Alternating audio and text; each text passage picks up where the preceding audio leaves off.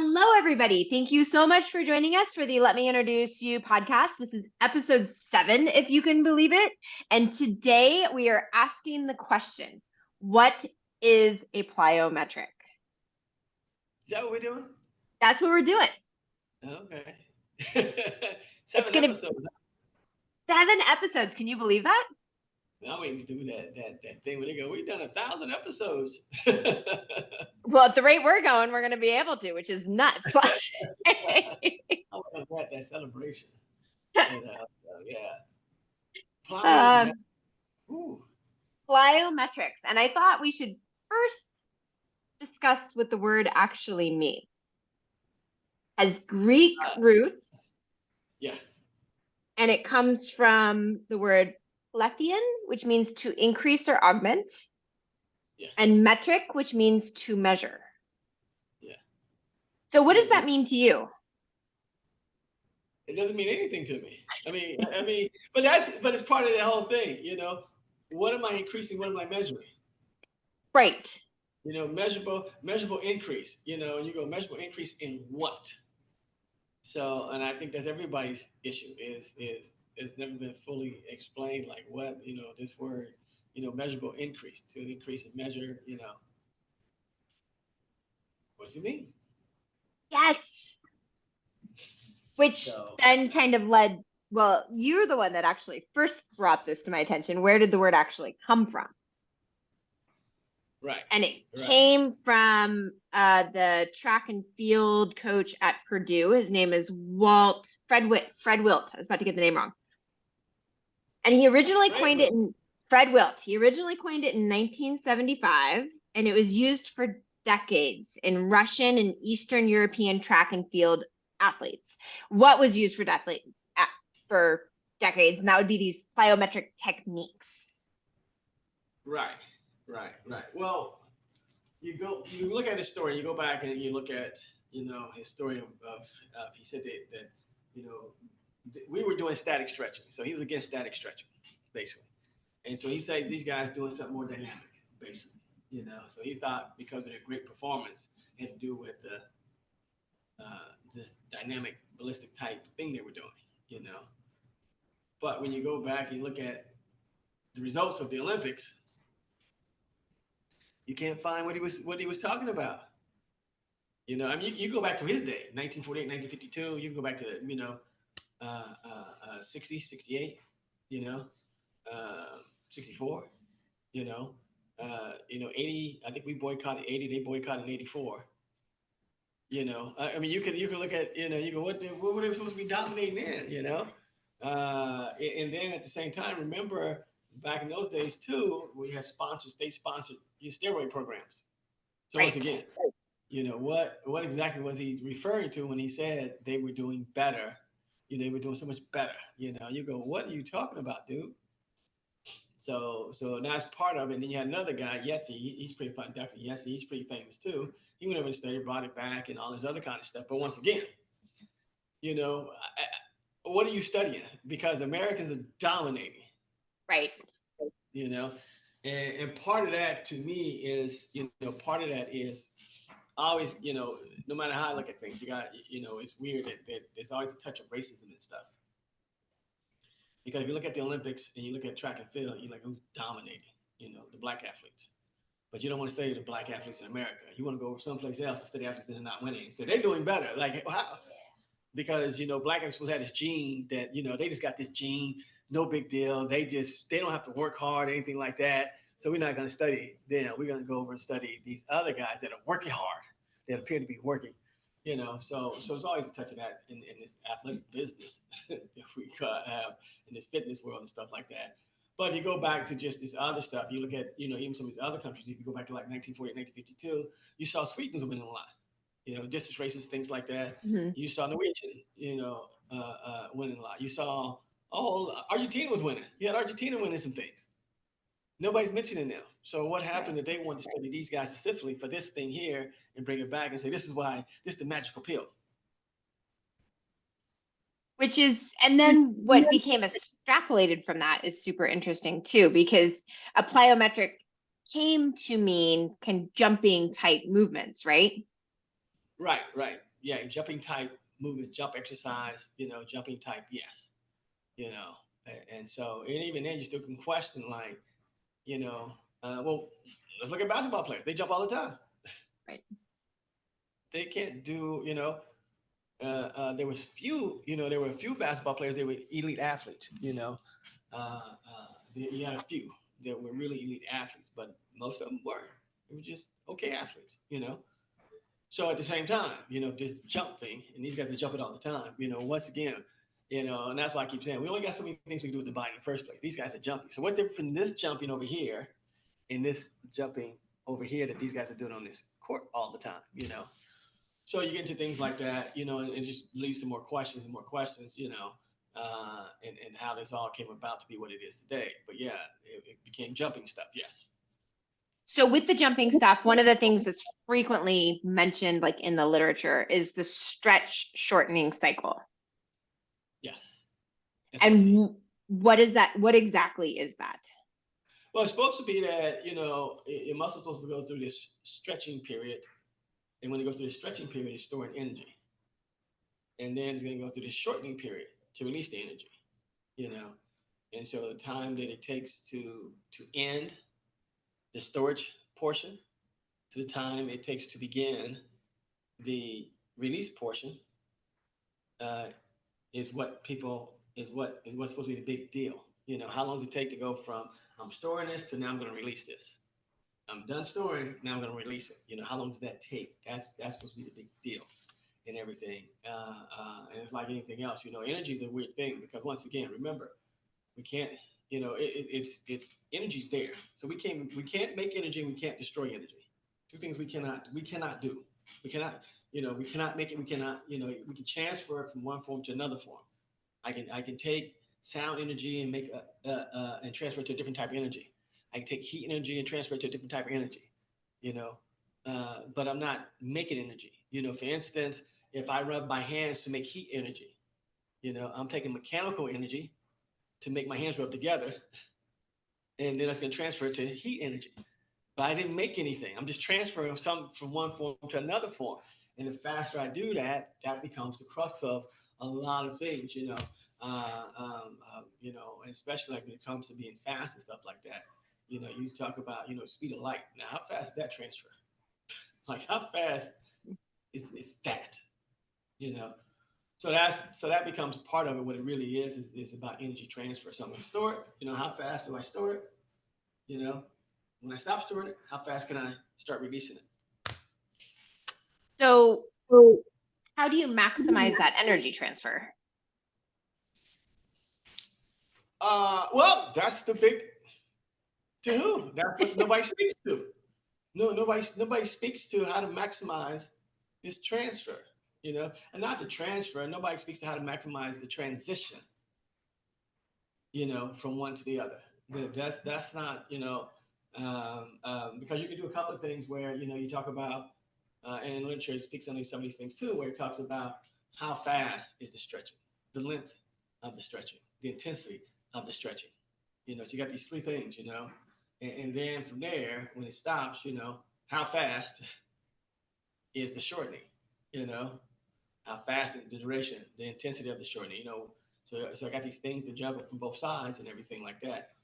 But nobody speaks to that in the literature. They just say, just do it and watch it work out. You can do these things. You're gonna, and they even got, when they talk about intensive plyo, extensive plyos, this type of, it's like, what in the world did all this stuff come from? Well, if you talk about it, all I want to do is store energy and then transfer it to something else. All I want to do, and one of the things too, the longer it takes, that transition takes, you're losing this energy to something else, be it sound, be it heat, be it this. So whatever you stored, the longer it takes to start that transitioning to releasing, it's being lost to something else, and they don't speak to that either. So it sounds like this transition piece is really important. It's probably the most important part. And I mean, like I said, you think about it this way here. I mean, think about your house. Think about your house for a second. You want to heat your house. So what do you have?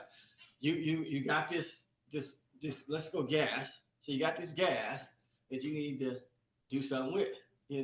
And so say your house is at it's freezing. Say it takes 3 hours to warm up your house. Why would it take 3 hours? Because you're losing the heat. Whatever you're losing it, poor installation, poor stuff. You're losing it to something else. It's taking too long. Nobody's comfortable.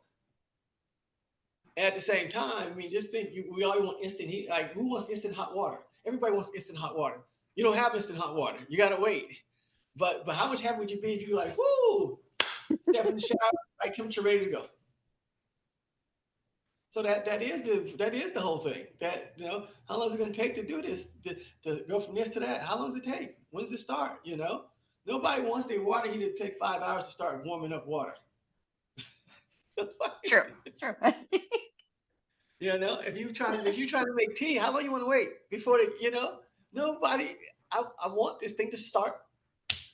So yeah, so that's but nobody speaks to that.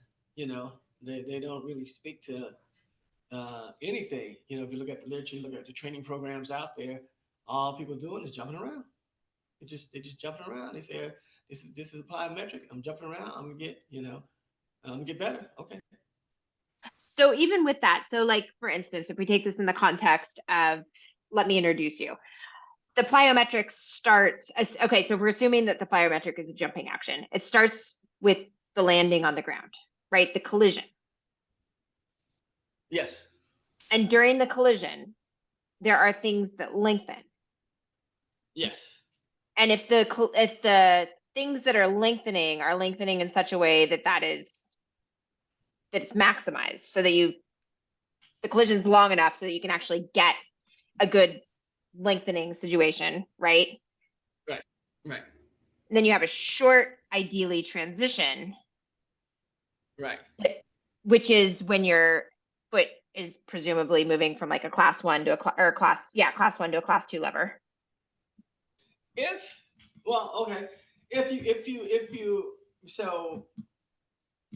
you want to, okay, let's put it in different context. Let's get away from the foot. Right? The foot gets kind of like tricky when we do it. Plyometrics. Let's look at it in the context of this here, and that's what people never speak to either. Is what's being lengthened, what's being shortened. Right. Nobody speaks to that context, and that's part of the problem also. So let's just take a muscle. Let's take the gas drop. Perfect. Yeah. Let's just take the gas drop. Okay. So foot hits the ground. Boom. Nobody lands stiff-legged. Right. No, nobody lands stiff-legged. So when you hit the ground, what happens? You get moving at what? At the ankle. Yeah. And so I get these two movements. This is one of the things. I get two movements. So now you get, and this is the difference too. We talk about the rate. There's a different rate from if I'm standing on the ground and I bend my knees. That's a rate. Mm-hmm. But a different rate if the foot's being rotated, pitched backwards as the tib is being pitched forward. That's a much different rate now. So the rate of this lengthening is much higher with that collision versus without that collision. So if we take this like in the context of running, for instance. Yes. So again, we can say that there's a plyometric when you run, correct? Yes. And it occurs again when the foot hits the ground, and like you're saying, if we're looking at the gastroc, the shin is starting to rotate forward as the foot starts to pitch up, correct? Correct. Okay. So when is that transition over? When do you suddenly move into the lengthening phase, or into the contraction phase? Well, okay, with running, this becomes the whole issue now. With running, this becomes okay. Let's even switch that context, because with running, this can hurt you. This is where plyometric can hurt you, because what's going to happen is when the shortening happens, I'm going to need that gastroc to now pitch the tibia in the opposite direction. Only one problem: I'm going in the other direction. So at that point in time, that plyometric. Now, let's take in the context of jumping. Where the same thing. I land on one foot, and I want to go vertical instead of horizontal. Now I get that same effect where the foot's being pitched backwards, shin's being pitched forward, but now that rapid shortening of the gastroc coming back helps help me go vertical. I see what you're saying. Okay. And if it's slower, you can see it. If it's a slow shortening, you're not going to jump very high. You know, if it's a rapid shortening, you can jump high. You know, so in that context, the plyometrics is going to help me. In the running context, that same plyometric may not help me. But they don't talk about that either. They don't speak to that, like, and because they don't speak to what is being lengthened and what is being shortened. They don't speak to it. They just say hop around, here you go, good luck. Right. So if we, and plyometrics are often given to improve running performance. This is often what is said. So, Yeah. okay, so if we go back to this running example, because there are plyometrics that occur when you run. Yes. Yes. Well, So there are some that occur when you run that will help you run. Okay. So what's an example of that? You know, well, example of that is the so let's go this way here. So now let's go back to the foot thing. Let's go back to the foot thing. So you have this other muscle on the side of the foot, these tibialis perennials on the side of the foot. They're also being stretched. Now, so what's going to happen is this here. You get the same situation. Foot's being pitched backwards, and the tibia is being pitched forward. So guess what? Those muscles now being stretched. Now, when I shorten them, what is it going to do? It's actually going to help my foot continue to rotate forward. Different story again, you know.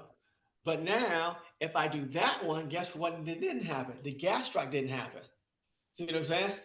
If the gastroc happened, those can't work. If the gastroc doesn't happen, these cannot work. So that's like I said, what am I working with right now? So it sounds like if you actually want to maximize the plyometric effect during running, then jumping drills probably aren't going to do it. No, I'm probably not going to do it. Probably not going to do it unless you do it this way here. So for instance, so let's go this way here. You can go a couple of ways. So say I want to jump up on, like a lot of times you see people jump on a box. Yes. You know, so it becomes, how am I going to jump on this box? And sometimes you see people squat down, and then you see pump their arms. Well, yes, that relieves the plyometric. That just relieves the thing of its whole responsibility. You just really, like I say, you relieve the pressure. Once the pressure's gone, everything else is over with. Right. So now, what's the other way to do this? Instead, you're going to squat down, and now you're going to work on doing what? Pulling your feet up based on those muscles. I'm going to try and pop my feet off the ground and pop up onto this box. Different move again. Or I may do repetitive hops where, once again, but I have to isolate the gastroc out of this. So instead of letting the gastroc work, I want the gastroc to hold position. So these two muscles now can do their thing.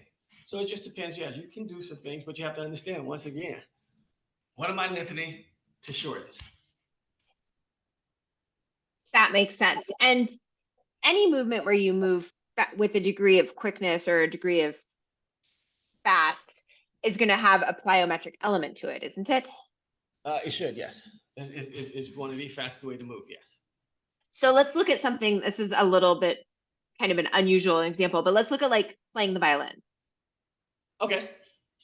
So to play the violin, to play a complex piece on the violin, you have to move the bow very quickly. Very, very quickly. Very quickly. So is the plyometric in this incident going to come from, in this instance, going to come from the hand, or is it going to come from the shoulder? Where does it come from? The fingers? The strings. Comes from the strings. The strings. Okay. The strings are the plyometric. The strings are the plyometric. Because what am I going to do? I want to do what? I want to lengthen the string and have it rapidly shorten. And what's the transition between the two? See what I'm saying? Mm-hmm. The transition between that's going to dictate the tone of this note that I'm about to play. Right. You know? So at that point in time, you know, because usually it's going to be a one-way issue, you know, even if I'm playing the you know, with the bow up and down, you know, there is really no, in a sense, like I said, the plyometric effect of, you know, one of my lengthening and one of my shortening, because then you get this word to elasticity. Right. You know, the difference is once I do that, I don't have the elastic portion of that. You know, I can lengthen something, I can shorten something, you know, but the whole thing about it is more in this situation here is more manual than automatic, or, you know, it's more of a, you know, voluntary than involuntary type thing. The other ones, you got some involuntary things happening, you know, because what's happening is with the other one, you get to in range. So like, let's go back to the foot line. There's an in range coming. And usually I'm going to get to that in range, and then that's going to be the key. Then with the in range, start the next thing. Got it. A lot of times when people do static jumping, that becomes the issue. Is they stop before in range, and Right. that's where the problem comes. That stop before in range, that takes the transition up now.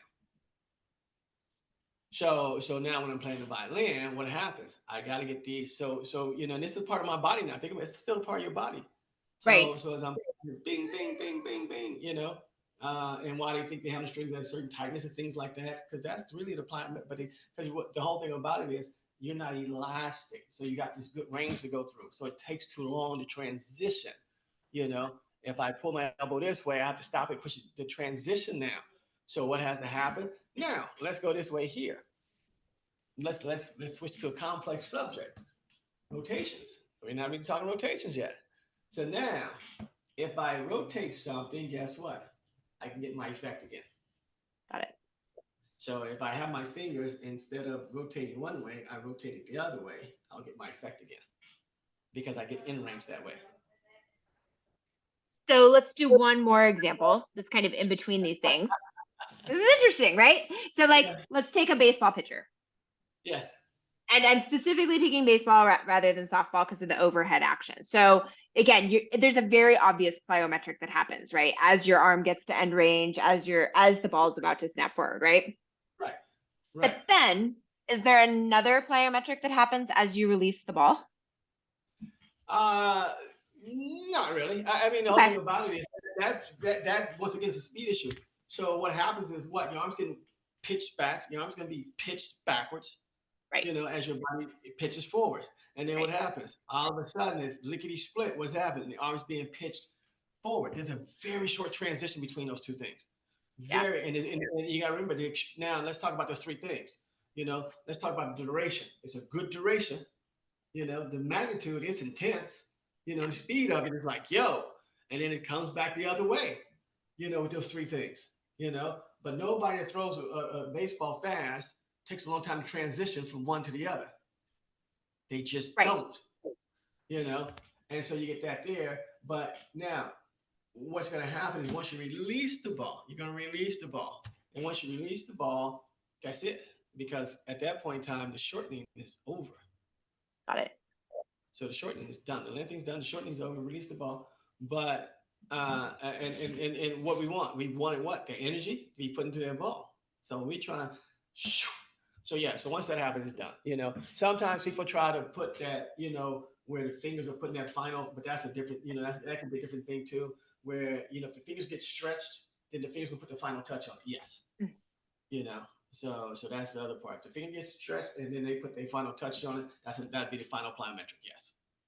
So another way, like in the baseball throwing example, to think of it could be the rotation one way ends, right? So your rotation on the lengthening portion ends. You can't go any further. You're done. And so then the rotation shifts to somewhere else. Yes. Right? Right.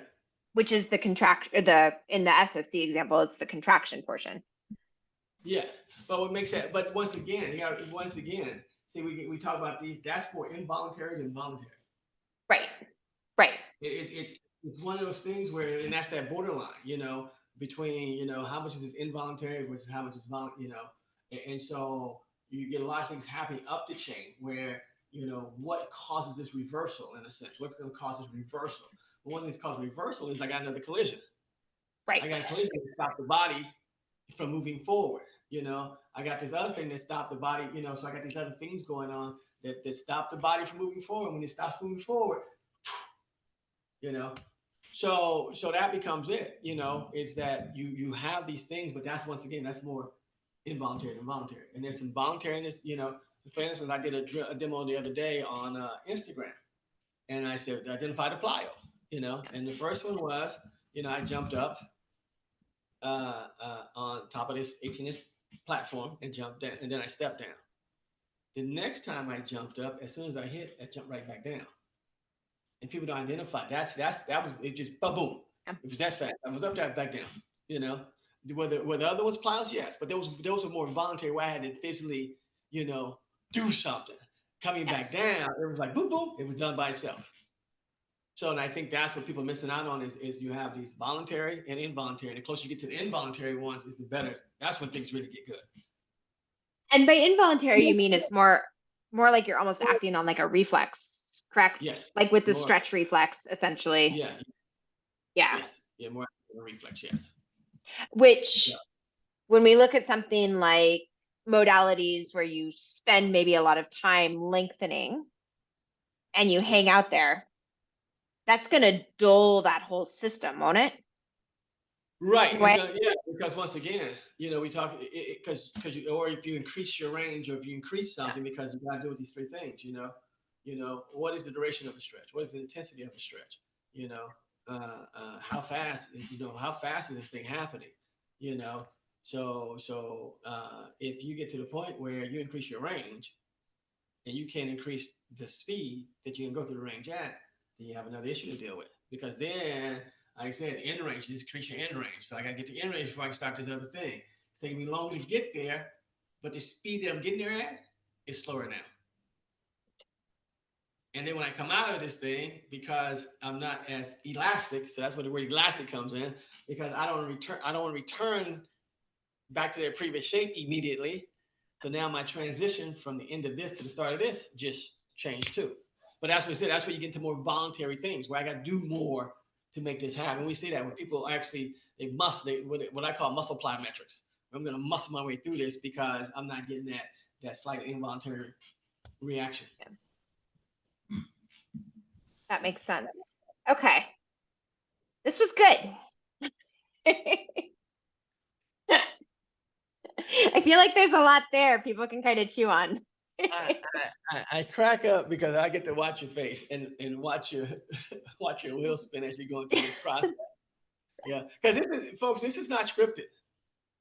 It is not scripted. I have an outline that I kind of go through that involves asking a lot of questions. Yeah, she has no idea what I'm going to reply back. None. So she has no idea what I'm going to reply back. Even as she tried to lead me down this path, like, oh, that was it.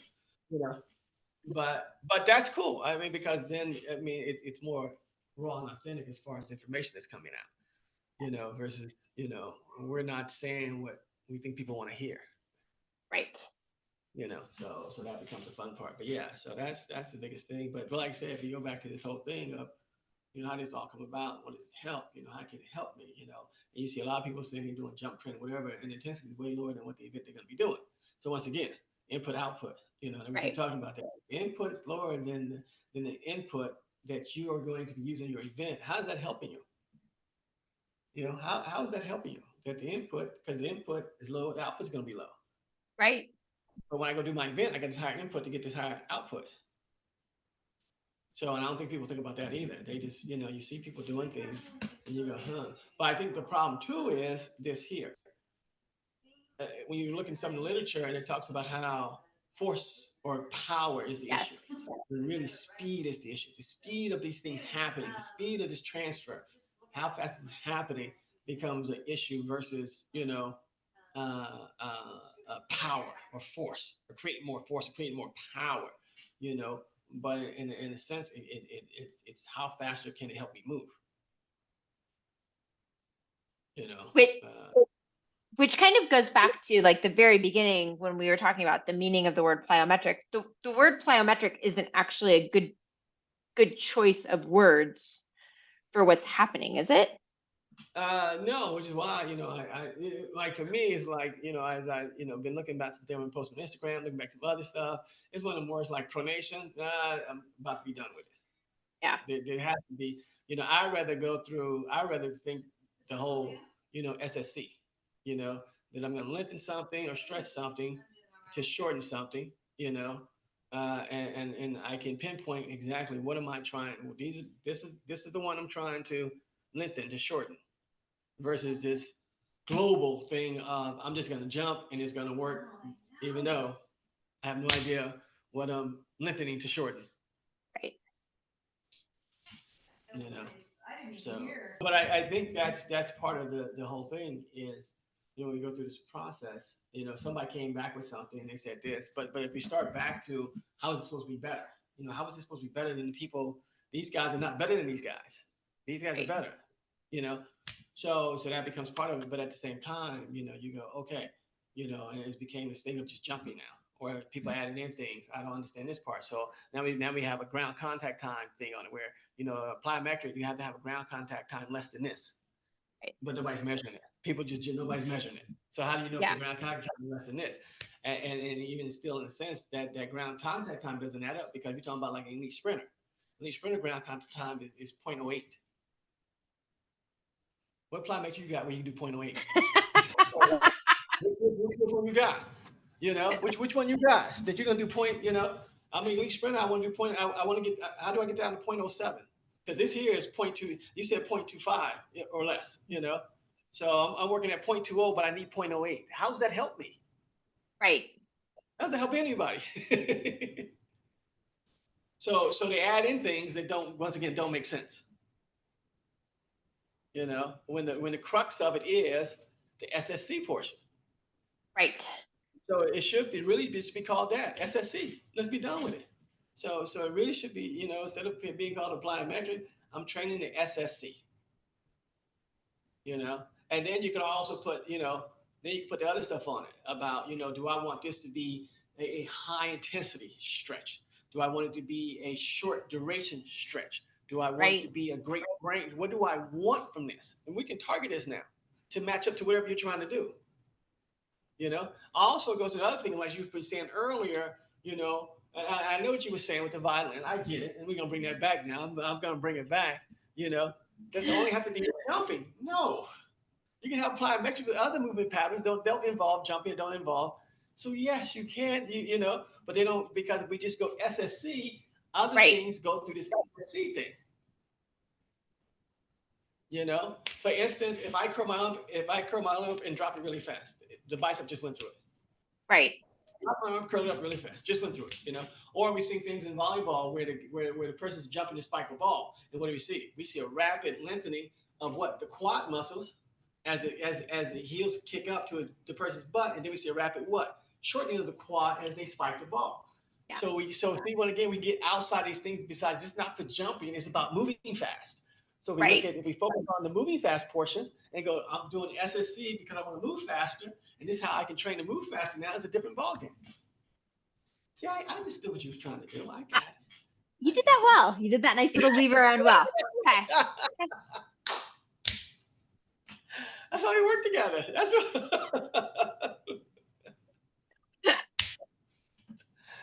So yeah, so in those instances, but that's also why I say in the instance with the violin, because it doesn't have to, even with the plucking of the string, it doesn't have to involve jumping. I got it, right?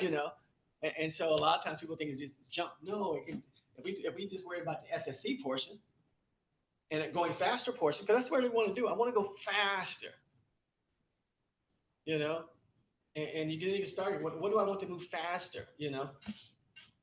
So basically you're saying, yes, you can have a plyometric that doesn't involve like being on the ground. So for instance, if you're flipping through the air, yes, there's going to be a plyometric that's occurring as you're flipping, isn't there?